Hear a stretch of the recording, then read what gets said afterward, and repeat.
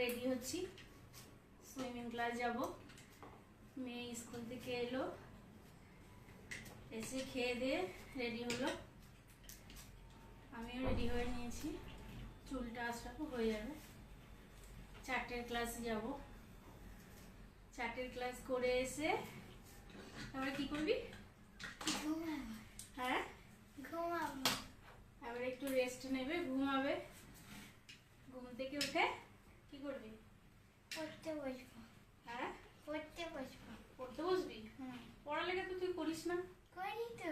ব্যাঙের মাথা করিস। করি। করিস? হুম। জায়গা করিস। হাত পা তোর কোনো সময় সুস্থ না, চলছে চলছে। দিকে আমি